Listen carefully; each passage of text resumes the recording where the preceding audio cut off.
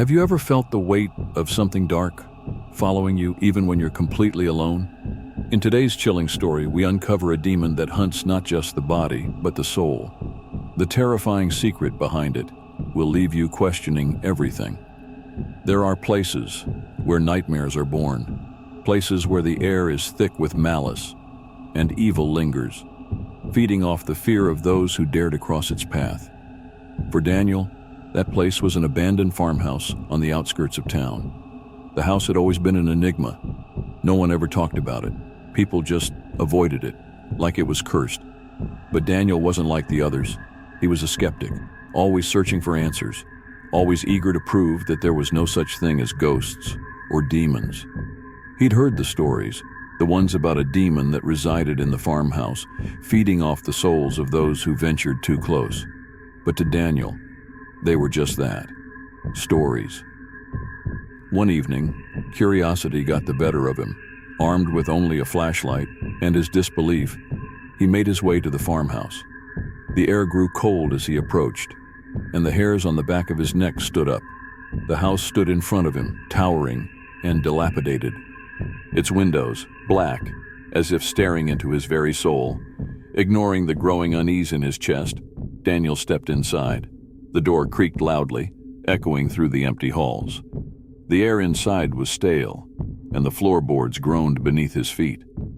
As he walked deeper into the house, he could feel something watching him, something hungry, but he shrugged it off, thinking it was just his imagination. Suddenly, he stumbled upon something strange. In the corner of the living room, a mirror, covered in dust, almost glowing, despite the darkness, drawn to it. Daniel wiped the grime away, revealing the reflection of a man standing behind him. The man in the mirror had hollow eyes, pale skin, and a twisted smile that sent a jolt of fear through Daniel's spine. Before Daniel could react, the man in the reflection whispered, "You shouldn't have come." The words hung in the air, like poison, sinking into Daniel's mind. He tried to turn around, but no one was there, just an empty room, with the same mirror, staring back at him. A chill ran through his body, and the door slammed shut behind him. Panicking, Daniel tried to escape, but the house seemed to shift. The hallways twisted. The windows barred themselves shut. He was trapped.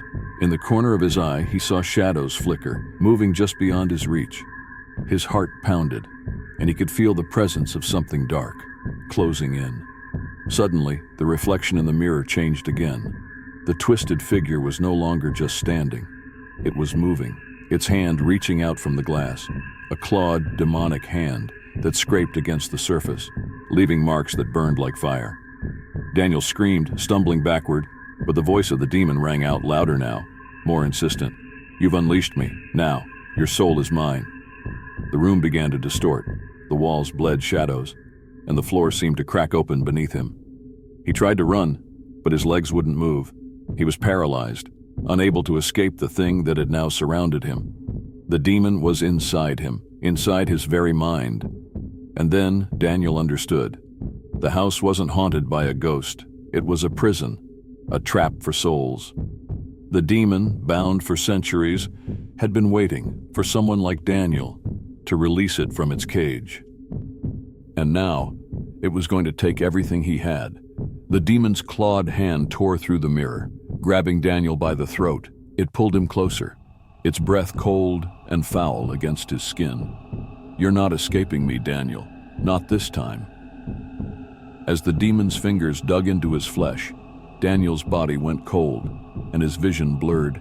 His soul was slipping away, consumed by the darkness that had been waiting for him. And as the life drained from him, he realized one horrifying truth. The demon didn't just take the body, it took the soul, leaving nothing but an empty shell behind. What if the demon you fear has been following you your whole life? Tonight, we uncover a chilling tale of an ancient evil, hidden in plain sight, waiting for the perfect moment to strike. The secret behind this demon will haunt you forever. There are some things you just don't question. Sometimes, it's better to ignore the whispers in the dark, the shadows that shift when you aren't looking.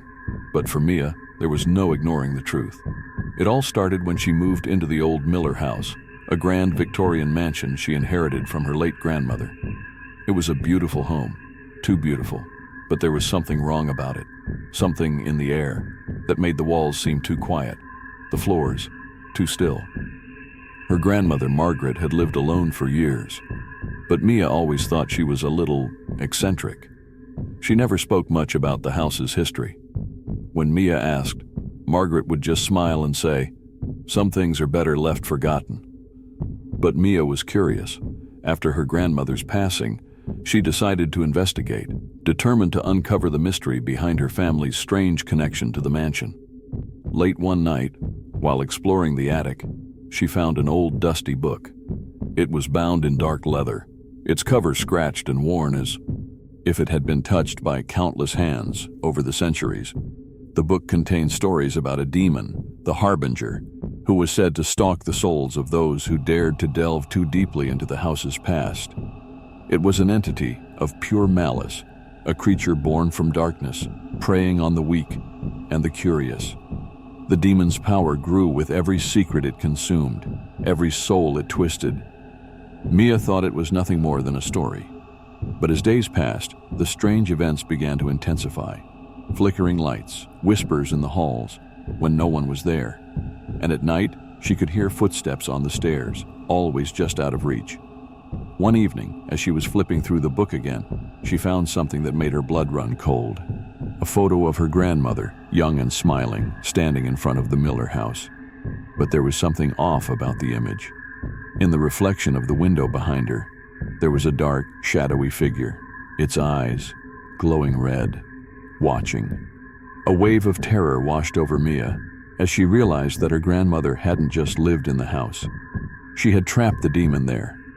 Using an ancient ritual that bound it to the estate, Margaret had been keeping it contained for years. But the demon was patient. It had been waiting for Mia to uncover the truth, waiting for the moment when the ritual's power weakened enough for it to break free. The next night, Mia woke to an unbearable chill. The air felt heavy, suffocating. The house was silent, too silent. She got out of bed and went into the hallway, where the walls seemed to whisper her name. Mia. In the reflection of a mirror, she saw it, the Harbinger. It was standing behind her, its face a grotesque mask of shadows and nightmares. Its eyes were wide, burning with rage. It opened its mouth, and a voice not of this world whispered in her ear, "Your bloodline is mine now, Mia. You can never escape." Mia screamed, but when she turned, the figure was gone. She ran to the attic, hoping to find some way to break the curse. But when she opened the book, the pages had changed. The story of the Harbinger was no longer written in ink. It was written in blood. The last words in the book read, "The demon is not bound to the house. It is bound to you. It is your legacy, Mia. You will carry it with you forever." Mia ran. She left the house behind. But the demon, it followed her. No matter where she went, no matter how far, it was always there, watching, waiting. She can feel its presence in every dark corner, in every whisper of the wind. It will never let her go. Have you ever felt something watching you when you were completely alone? In today's terrifying tale, we explore a cursed estate, long forgotten by time, hiding something far worse than a ghost, something demonic. What you're about to hear might just haunt your dreams. They say, some places aren't just old, they're alive. If you listen closely, you can hear the walls whisper, begging you to leave. One such place was the Mera estate, a crumbling mansion buried deep in the forest, far from town. People avoided it. Some said it was cursed. Others believed it was watched. In 1973, a young couple, Arjun and Ria, bought the estate. It was cheap and beautiful, too good to be true. Arjun was a writer, drawn to the isolation for inspiration. The first night was quiet. The second night, they heard footsteps above their bedroom. Arjun brushed it off. Rats, maybe. But the third night, Ria saw something. A tall shadow, with glowing red eyes, standing silently in the corner of their room. It didn't move. It just stared. The next morning, Arjun began to investigate. He discovered that the mansion once belonged to a man named Kailashnath. a dark priest known locally as Kalababa. It was rumored he had dabbled in black magic, trying to summon a blood demon. One night, the entire mansion caught fire. When the smoke cleared, they found his charred body, but the face was unrecognizable. No one ever lived there again. Arjun became obsessed with the legend. He started exploring the basement, the only part of the house untouched by the fire. There, he found a small, shriveled book, bound in what looked like human skin. Without thinking, he began to read it. Ria noticed Arjun changing. He barely spoke.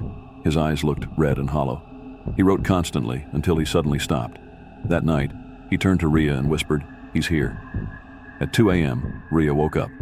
The door was open. Arjun was gone. She searched the mansion and finally found him in the basement, standing inside a circle of red symbols, completely still, his eyes lifeless. And across from him, the figure stood, the red-eyed shadow, smiling. Then, darkness. When Ria woke up, she was in a police station. The mansion had burned down. The police found no trace of Arjun, no body, no remains. Just a single burnt book with one sentence written in blood. One soul taken, one left to go. Ria is still alive today, but she claims she's never truly alone.